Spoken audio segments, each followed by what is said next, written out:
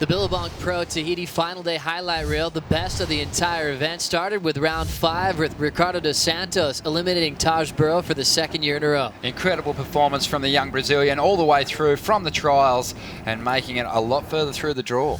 Then we went on to Owen Wright versus Julian Wilson, a much anticipated matchup. Owen Wright ending up on top. Bit of a one-sided clash this one, a huge heat score total of 18.96 for Owen Wright.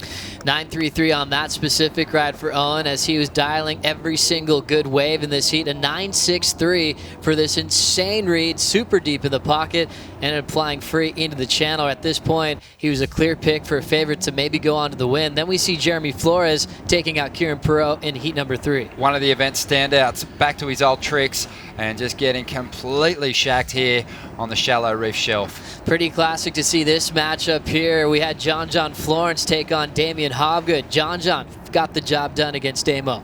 Started to pick up some momentum as he moved through to the later rounds. John Florence got all the way through to the semis eventually. Quarterfinal matchup, Mick Fanning had his hands full with Ricardo dos Santos and got this 10 at the buzzer to make it onto the semifinals. This was the way that gave Mick all the momentum moving through the rounds. That gave him a heat score total of 19.07. A massive score for Mick Fanning. You can see the emotion there for Mick getting this perfect 10. This might have been the first signs of predicting Mick Fanning taking this whole thing a couple of hours later. But quarterfinal number 2, we saw Owen Wright take on CJ Hobgood. One of the greatest matchups we saw through the whole event on paper, and it didn't disappoint. A really close battle. Owen Wright fighting back in the dying stages to get himself the win. A big moment for Owen Wright, getting another big total, 18.9 total, counting that 9.5 at the end. As the quarterfinals continued, we saw Joel Parkinson take out Jeremy Flores in a pretty controversial heat. Yeah, some close scores. Parko had himself a 9.57, I believe, in this heat. Jeremy Flores, his high scoring ride was a high 8, and here it is. And the two were pretty comparable. Jeremy feeling a little shortchanged at the end of it all. Parko went on to make the final. So Jeremy Flores a little disappointed, but he had some big moments during this event. Then we saw quarterfinal number 4, the all-rookie matchup. John Florence was able to really take out Gabriel Medina here. Oh, we were hanging to see this clash. Two of the superstars coming up, and it was John. Into the semifinals, Mick Fanning versus Owen Wright. Fanning starting things off with a 9.5 here. Fanning just on a tear at this point. Just the momentum was with him, and he just had so many fantastic waves, but it was a close heat still.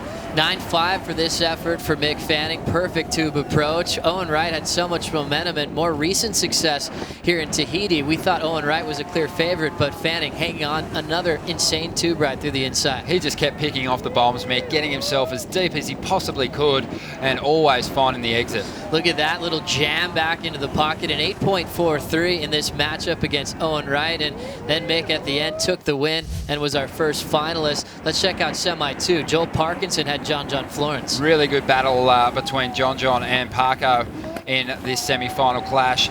John got himself an incredible 9.67 for this ride, busting through the curtain in the final stages, somehow held on and almost got over the top of Parko, but the Gold Coast lad held on. He sure did. Joel Parkinson getting a 7.57 here. He was covering so much ground inside the tube, big pumps and classic carve downs as he finished another solid performance, getting one back on John after that heat they had in Rio de Janeiro. Another look at the 7.57 here from Parko. Yeah, the big win for Parko. It set up an incredible final with Parko taking on his good mate.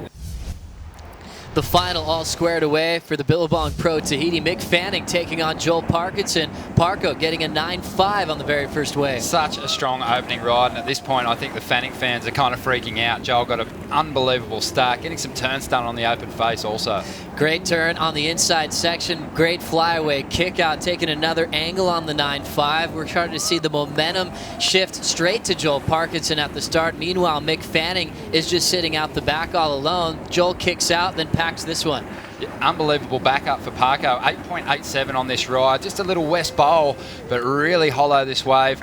Parko was off to a fantastic start. Mick Combo chasing an 18-point total in the early stages. Well, we saw Parko take control heats like that throughout the event. He hadn't had any losses. He didn't have to surf in the second round or round 5 at all. Then finally, Mick Fanning gets started, a 9.37 for this way. Yeah, fighting back so well, Mick Fanning. And you know what? Once he got out of that combo lane, you just had the feeling that something was going to go his way in the final stages. Perfect approach on this one on his backhand, sliding, putting his whole back in the wall, ends up coming out. Nice read on that wave. And then it really came down to a decision with priority. Joel Parkinson took a wave early in the set, and then Fanning was able to get this 9-5 right when he needed it the most. And the judges had to reward him.